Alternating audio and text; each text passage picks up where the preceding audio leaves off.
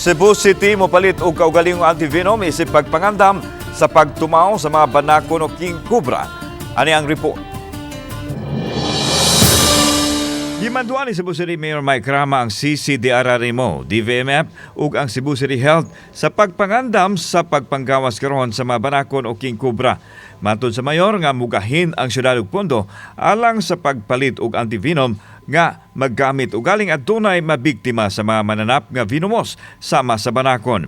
Kini subay usab sa pagpahibaw sa Poison Center sa Vicente Soto Memorial Medical Center nga na-expired na ang antivenom ug sa Hunyo pa moabot ang bagong supply.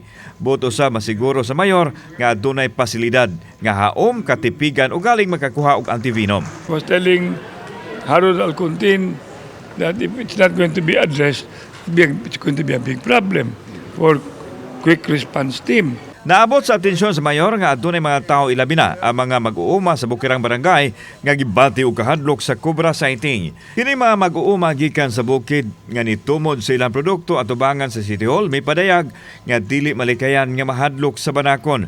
Gusto nilang adunay pundong antivenom sa ilang barangay health center aron dali nga maggamit simbako kung adunay mapakan og king cobra. On area of City Health, that is also much of a concern. Then the BMER, so by now, we have money for preparedness, so that has to be pursued. Una nang ipadayag sa Department of Health nga dili mahimo nga isalig ngadto sa mga LGU labaw na sa mga barangay ang pagtipig ug pag-administer sa antivenom kay sensitibo ug peligro usab ang epekto nini kung dili eksperto ang mohandol niini.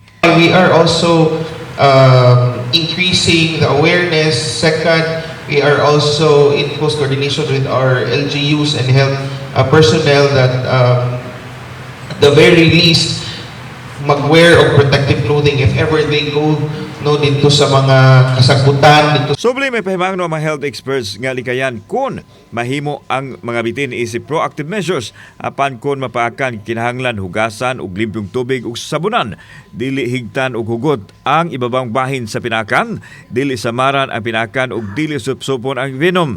Dili ilihok ang lawas ug labaw sa tanan dadon sa labing duol nga health facility ang pasyente. Ang Cobra Bite survivor nga si Ronald Aventurado nga napaakan niadtong 2012 ang buhing saksi sa makamatay nga kasinitian human siya napaakan sa banakon. May nalang kay natabang siya sa antivenom nga gikuha gikan pa sa Islas Camiguin.